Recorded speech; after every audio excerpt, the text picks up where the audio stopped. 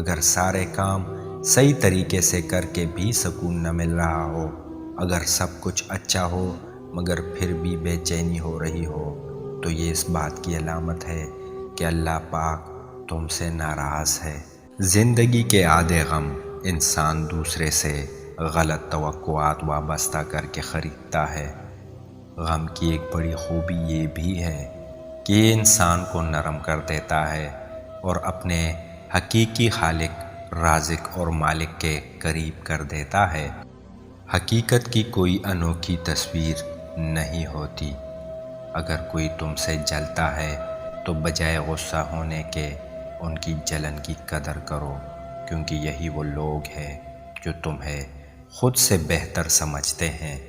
لوگوں سے اس طرح گھل مل جاؤ کہ اگر مر جاؤ تو وہ تم پر روئے، اور اگر کہیں چلے جاؤ تو تمہارے آنے کے منتظر رہیں۔ جھوٹ بول کر جیت جانے سے بہتر ہے کہ سچ بول کر ہار جاؤ۔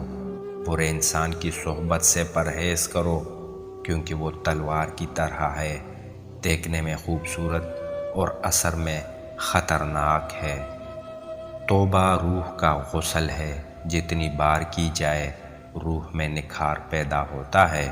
جب کوئی محبت کرنے والا انسان تم پر غصہ کرنا چھوڑ دے تو سمجھ جاؤ کہ تم اس کی نظر میں اپنی اہمیت کھو چکے ہو۔ ایک دوسرے کو دعاؤں میں یاد رکھا کرو، ہو سکتا ہے کسی کا بہت بڑا کام تمہاری چھوٹی سی دعا کا محتاج ہو۔ جس نے اپنی پریشانیوں کو لوگوں پر ظاہر کیا تو وہ اپنی ذلت پر راضی ہو گیا۔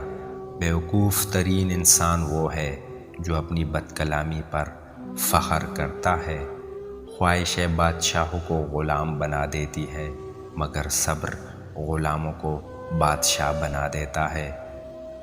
اگر تمہاری آنکھیں خوبصورت ہے تو تم دنیا سے محبت کرو گے، لیکن اگر زبان خوبصورت ہو تو دنیا تم سے محبت کرے گی۔ میرے خیال میں دنیا کا آزاد ترین اور بہادر ترین شخص وہ ہے جو اپنی من گھڑت روایات اور بے بنیاد رسومات کو چھوڑنے کا جگر رکھتا ہو۔